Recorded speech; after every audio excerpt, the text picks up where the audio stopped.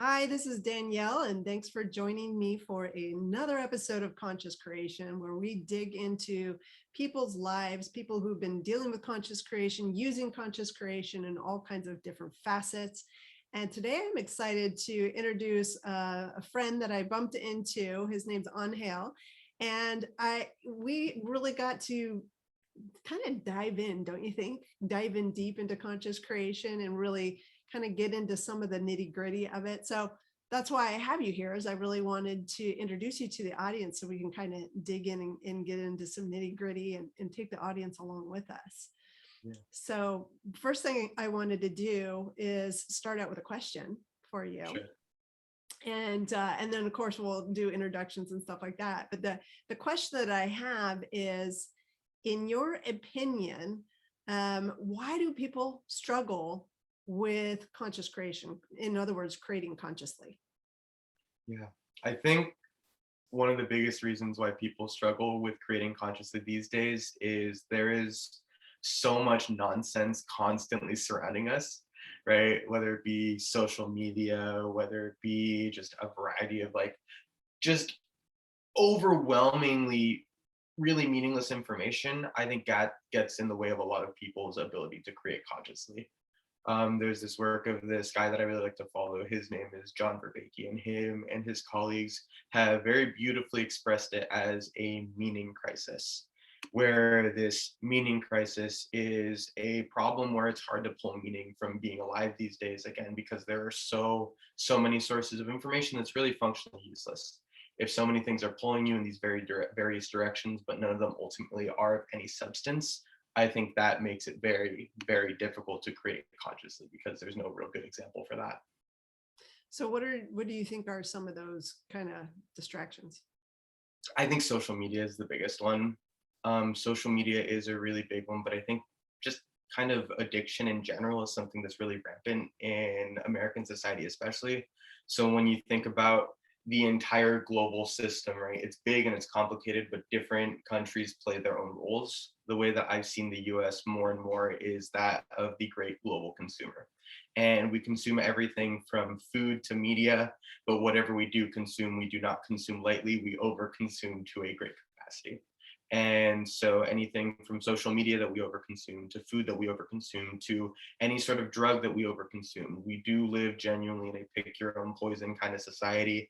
And it is unfortunate that there is no shortage of poisons to pick from and no shortage of encouragement when it comes to people pushing us to pursue those.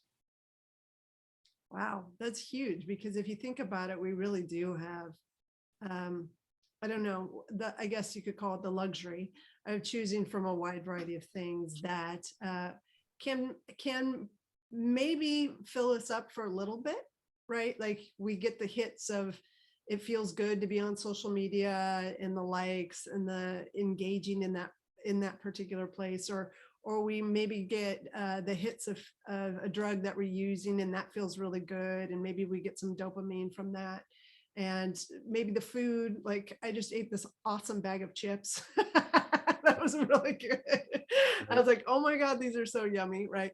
Non-GMO, but they were still like super, had this addictive quality to them. Right, right. So yeah, so I think we totally can get, hooked on things, right? And so so if they're making us feel good, why is getting hooked on these things a problem, do you think? The reason I think it's a problem, and framing it back to conscious creation, I think conscious creation is ultimately an endeavor that is framed in the long term, right? If you're going to create something consciously, yes, you can do it on a day-to-day basis. Ideally, you should, but it's going to start by knowing what it is that you want to create and having that be some sort of long-term picture. What short-term distractions do is they make long-term pictures basically impossible to formulate, right? So if you don't have any sort of idea of what it is that you want to do or what it is that you want to create, it's really easy to fall to these whims of these other various distractions. The converse is also true. If all these various distractions already exist, there is really no incentive to create consciously and formulate a long-term plan to do so. Wow, so that's a great insight. I don't think I've ever heard it framed that way.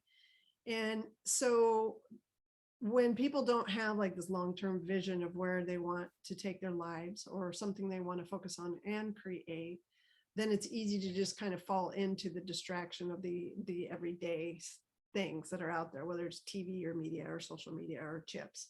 Yeah, well, I think so as well. Can I use an example that Yeah. I like to say?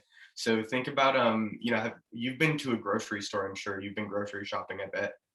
Yes. So it's something most people do, but not everybody does it the exact same way. And actually, grocery stores are designed to make you make as worse of decisions as possible so that you spend as much money as possible, right? That's the principles under which they're designed. Look up choice architecture. It's this really fascinating, like almost insidious field.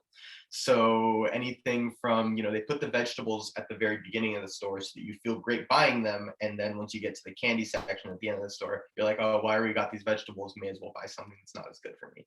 Or anything from like they put things that they want children to see and then want to buy at a lower eye level so that they see them and then want to buy them, right? There's a variety of different things. All of this is to say is that supermarkets are evil, evil places.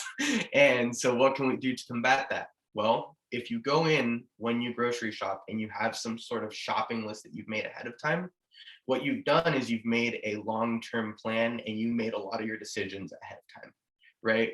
That way, when you get to the grocery store, it's not this question of, oh, do I grab this? Do I grab this? Do I grab this? Do I grab this? No, you already thought about all that ahead of time. You know what you're going to cook for the week. You know what you need. It's on a piece of paper that's in front of you. Now the choices at the grocery store are much simpler. They're not necessarily easier, but they're much simpler because those choices are just now, am I going to stick to this shopping list or not? When you have that plan, that long-term idea for what you want to do, those short-term distractions become very, very much less powerful. And I think that's a very good parable for kind of having this long-term purpose for creating consciously so that these shorter-term distractions don't become as prevalent of a force in your life. I like that. What, one of the things I really like about that also is that if you think about it, you also when you're creating your list, you usually have, hopefully, right, an idea or a vision of what it is that you want to be accomplishing through eating, through this Yeah. thing called eating, right? Whether it's being healthier, maybe you have a goal around health or having more energy, or some people have weight loss goals. So everybody kind of has something that they're working towards, and then you have, with that vision, you sort of create the shopping list that supports that greater vision that you have, right? Yeah, I really like that because it like gets to these goals on goals on goals, right? Where like I feel like there is some sort of underlying motivation, right? I've heard a lot of words for it. My favorite is just your why, right? What's the reason that you want to do this? What's the reason that you want to get all of these groceries that are good for you? Well, I want to lose weight, or I want to have more energy, or I want to learn how to cook better so that I can provide better for the people that I care about. It could be anything, right? It could be anything, but I think having the reason in the first place is the most important part. Yeah, totally get that. So what got you into conscious creation? How long have you been doing it? How did you get into it? I got into conscious creation, I would say, through my brother. My brother is probably one of the most spiritual people I've ever met, always very heavily into the meditative type circles, trying to attract things that you want into your life and understand that the world isn't just this thing where we have to interpret everything totally pragmatically and literally, right? There's this beautiful metaphorical aspect to the world that does always exist. I think conscious creation helps tap into those powers as a means of seeing changes that you want to see in your life. The way that I started getting into it further is, looking through like schools of the occult or like esotericism or whatever. I really happen to enjoy those again as a means of trying to understand the world in a more metaphorical way. To give you my background, kind of formally, I'm a scientist by training, right? So I did physics for a very, very long time.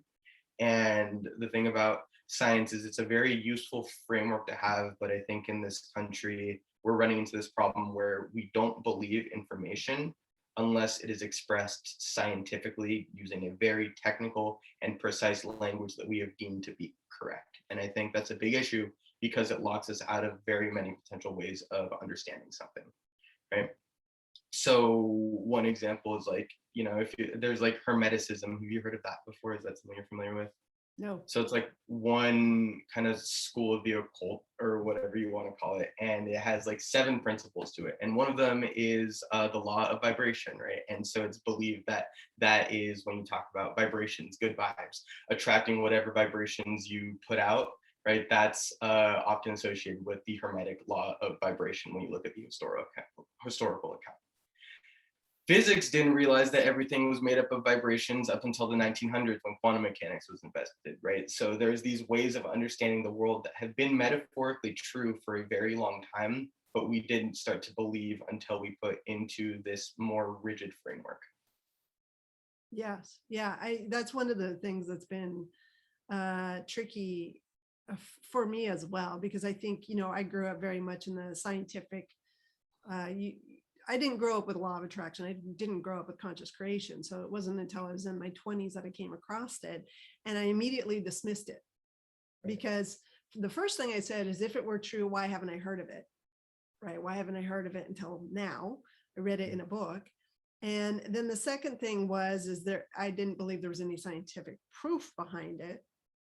And it wasn't until I started to learn more about quantum physics and started to kind of learn some of the ways that quantum physics has been proven, has been proving that there is something out there. I remember even Einstein, I could see in his evolution, he came to understand that there was something greater going on, even though as a traditional physicist, he couldn't quite put his finger on it, right?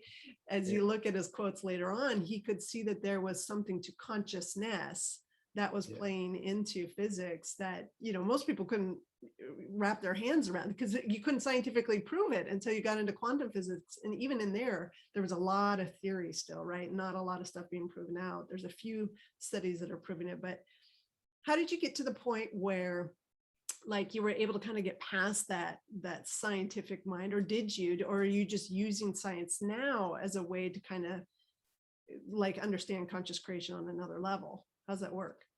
It's a little bit of both, I would say. I think one revelation seems like this big profound thing. No, but like one thing that I did realize is that things can be simultaneously true and not true, right? Like the world is this big, complicated thing. It's very hard to say, okay, this is exactly right. This is the only way. That's not how our brains work, right? There is not really much of an objective reality. So much of it is subjective. And because of that, it's hard to say, okay, this is the end all be all way that things are. And so while science is a very good model that I agree with in a lot of ways, I think the point of science is to distinguish correlational patterns from causal patterns, right? There's a lot of different kinds of patterns in the world, but we don't want to jump the gun as to assuming which ones are causal without proving it first, because otherwise we can run into all sorts of nasty forms of bias, right? If we take the time to really study carefully, okay, these patterns are causal, these ones are not, I think that's a good thing that science allows for. But the problem is that it's a little too rigid at times. And so when it comes to making some understanding of consciousness and science and trying to reconcile those two, there's a lot that you have to do, because consciousness at the end of the day is a subjective experience, right? You can't point to a scan of a brain and say, oh, that's consciousness. That's consciousness right there. No, that's not how it works. It's a lot more complicated of a property than that. I think the best route that science has given us to try to understand that is through cognitive science, which is the study of the mind. So in science and in other fields too, but I'm going to talk about science specifically, we use something called a model. So a model is a more simplified version of a more complicated problem. So think planet Earth that we're zooming through space in right now, right? I can give you 2 models for planet Earth. One is a map, one is a globe. Both of them tell you that Africa exists. Neither of them tell you that the Earth is a magnet. A globe tells you a lot more about the actual geometry of the Earth, which is useful for, say, like calculations for GPS. A map tells you more easily how to get from point A to point B in a local area. However, the mind is, weirdly enough, way more complicated than Earth, right? The mind is so complicated. Maybe, it could be the fact that we're very, egotistical, and we want to think of like, oh, the mind, because it hosts consciousness, is the most like important, complicated thing out there. But we've spent so much time studying it, and we have a variety of different models for the mind, right? We can model the mind as language, that's linguistics. We can model the mind as behavior, that's psychology. We can model the mind as the brain, that's neuroscience. We can model the mind as like a network of various nodes, that's computer science, right? There is really no end to how many different ways we can try to approximate the mind, but the problem is they don't necessarily have this shared language that they operate under, right? And you can run into issues of miscommunication if you don't have a shared language. That's, I think, why it's important to create a field of cognitive science where you start to very carefully say, okay, well, when we talk about the mind, let's do it in this more uniform way so we can start to understand what is this weird consciousness thing that's emerging out of our brains. That's cool. So for you, one of the things that we had talked about in our previous conversation and started this one with is this concept of struggling with conscious creation, right? And so, one of the areas that you had mentioned is that people don't pick a direction. So they're kind of floating along, maybe hanging out on social media or watching TV or doing what they're doing, but they don't necessarily have a direction or a vision, right? So tell us a little bit more about that. Like why is that so important to conscious creation? I think the reason that's important to conscious creation is because if you're moving around aimlessly, right, you're basically acting unconsciously, right? You're going on autopilot, you're going through the motions, but never really doing anything with the degree of intentionality that I think conscious creation requires. So conscious creation to you is about choosing exactly what it is you want to create. Is that how you would define it? I would definitely associate conscious creation, right? That set of words with intentionality. I think intentionality is one of the most important tools that we have in our disposal nowadays in order to live meaningful lives, right? I think really one of the questions that conscious creation is trying to answer is how can we live more meaningful lives? How can we be happier? How can we get what it is that we want? What is this set of tools that we can use to do that? I think that's in great overlap with cognitive science in this particular way, right? I think what the problem is nowadays, or at the very least, a symptom of the problem that we have nowadays, is a lot of people have mental health disorders, right? Say depression, say anxiety, say ADHD. There's a variety of plagues that are ailing us. They've always ailed us, right? And there's a lot of theories like, okay, well, there's not necessarily problems, rather just ways that we think, but we are seeing a greater increase in how much these things are measured. I think this is in part because of the lack of meaningful information that exists, right? Because we are a lot more aimless on average.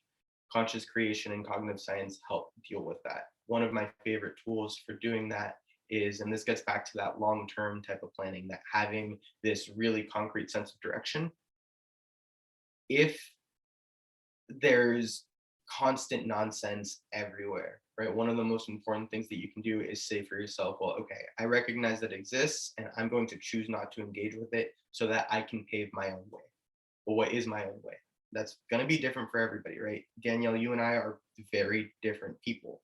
We have different experiences throughout our lives. I think we have different reasons that we were put here on earth, right? There's some overlap that we have, certainly. That's why we found each other and like had this conversation, right? There's overlap to that extent, but we are each on our own particular journey. I think honing in on what that particular journey is for your own individual person is one of the most important starting steps to creating consciously. And what I would describe that is as some sort of sense of purpose, right? So purpose, I associate that very heavily with values. And values, I think, are something that sometimes are like very esoteric, very kind of nebulous, like, oh, what are my values? I think the easiest way to diagnose what your values are to figure out what really pisses you off, what really makes you mad.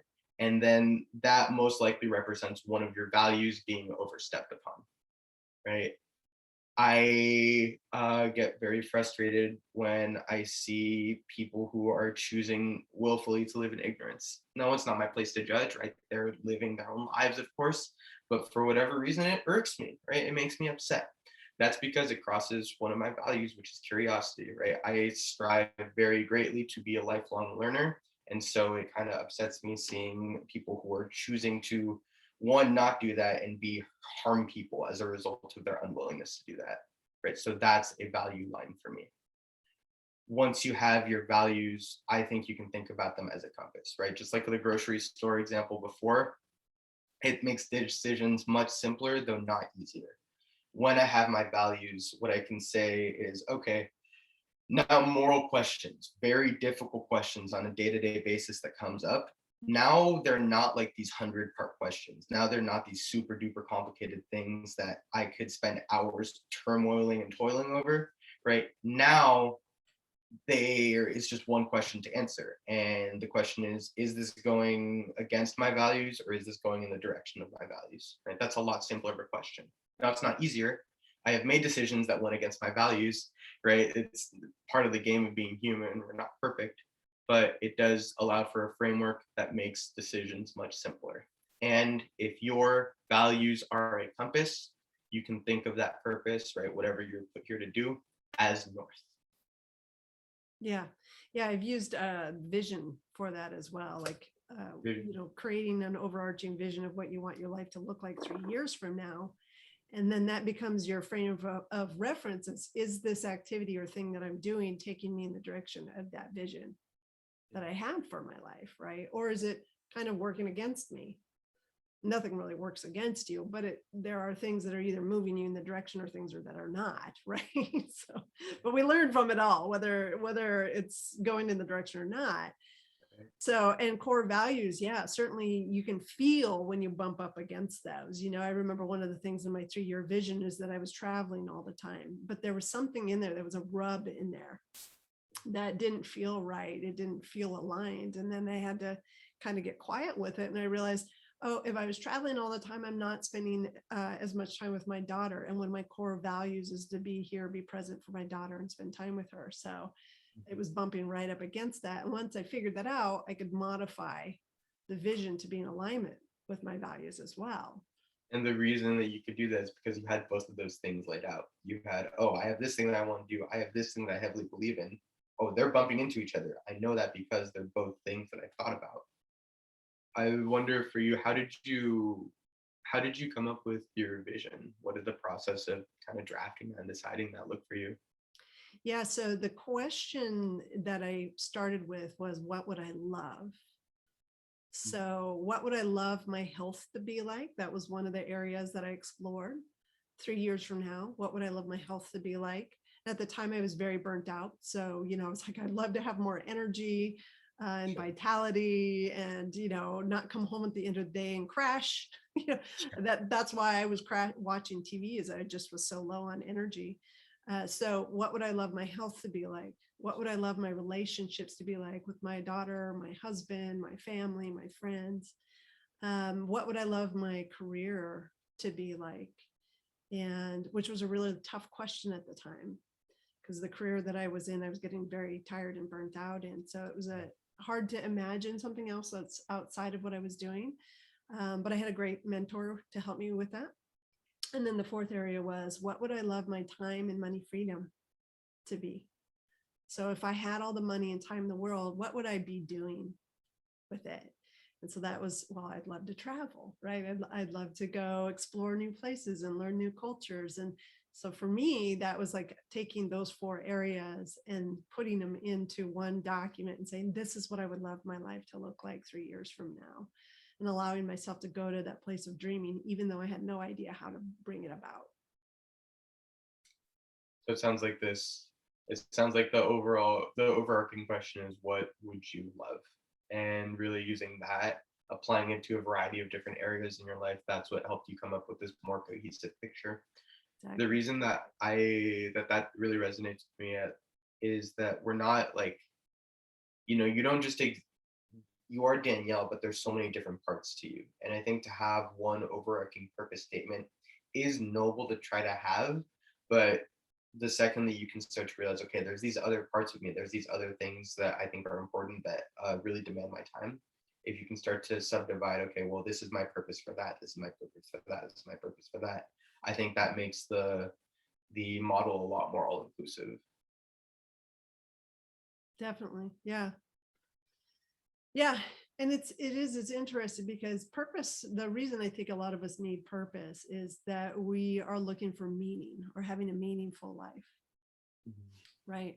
So a lot of us might be feeling like we're aimless or we have meaninglessness in our lives at in certain points of time. When we kind of get stuck in just going through the motions, we forget that there's a greater, grander purpose for maybe why we came, right? Do you think there are like universals or common threads that all of us share when it comes to looking for meaning? I don't know. I think everybody's kind of got to forge their own path Sure. into finding their own meaning. I think everybody goes down that path for different reasons too. Once you start looking even deeper into conscious creation, you find that the need to have a meaning or a purpose, actually in and of itself, you start to wonder if that's even a necessary component. Because Mm. I've been studying conscious creation for almost 20 years now, and you start to realize that in the very heart and center of who we are is we are creators creating. And we can't help but create. We may create things we like and we create things we don't like, but we're always creators creating. And if we create something we don't like, we learn from that, and then we create something else if we choose, right?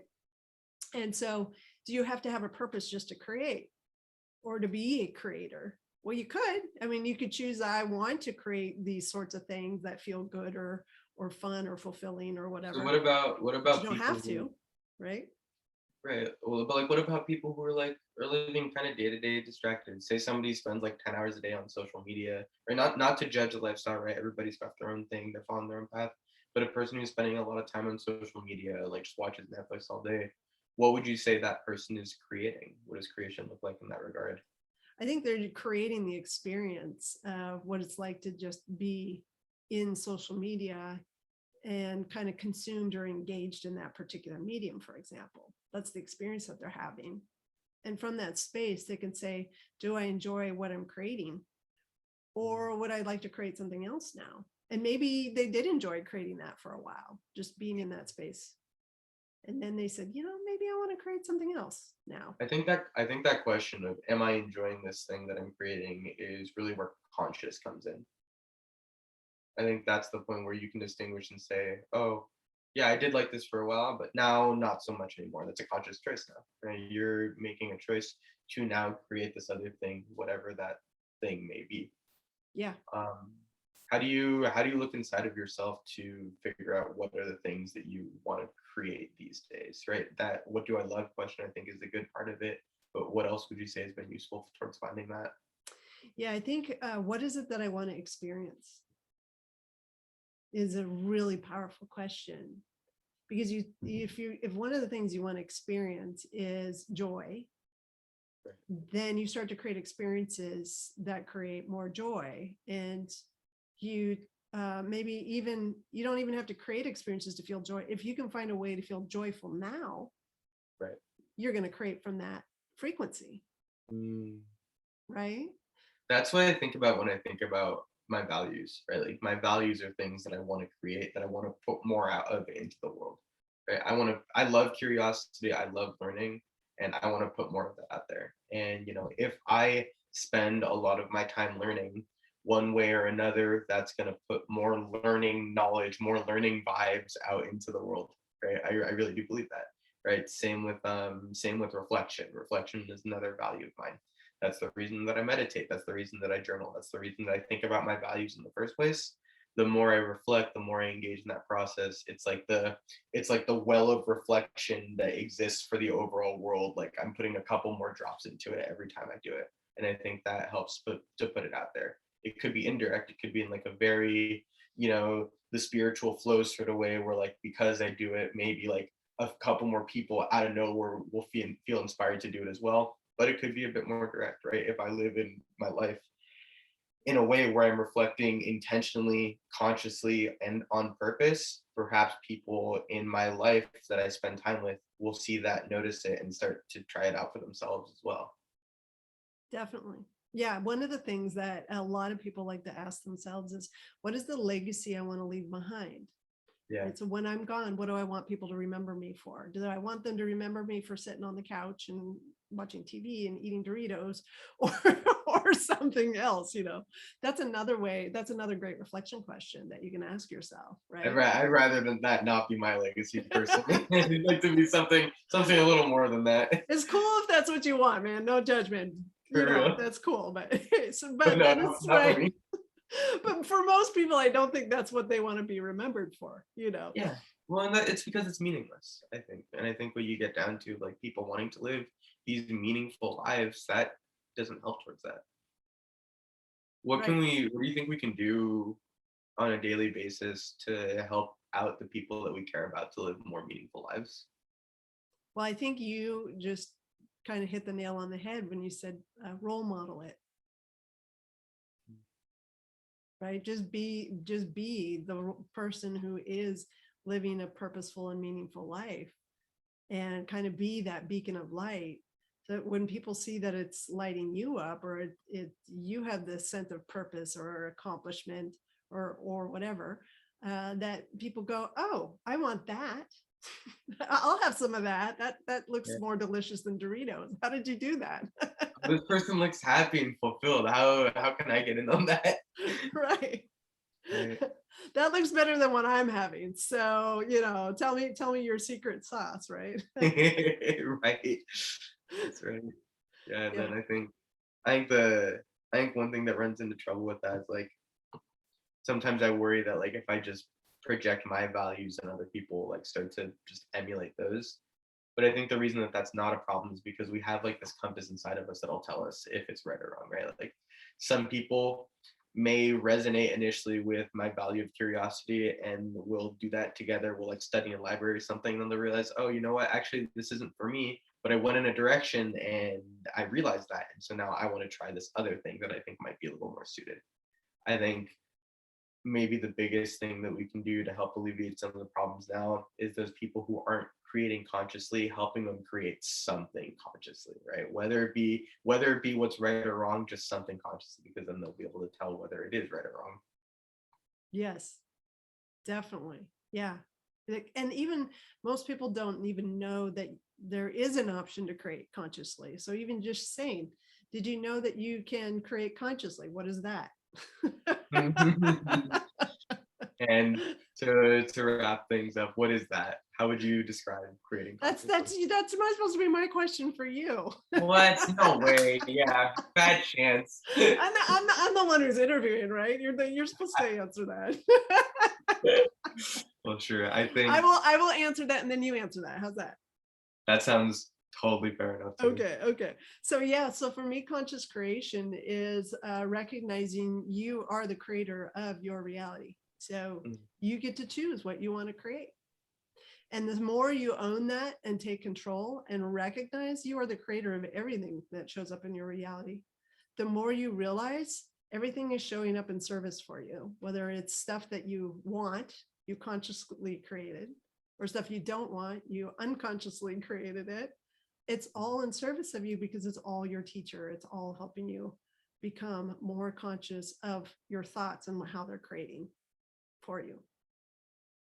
How am I supposed to compete with that? You've been studying this for 20 years, or you come to these conclusions over time. They've been simmering. How do I compete? What do I say? It's not a competition. It's not a competition. What's your version? I think it's just intentional living. I think it's just taking the time to really dig deep, understand who it is that you'd like to be and what it is that you'd like to put out into the world, then not getting in your own way of doing that.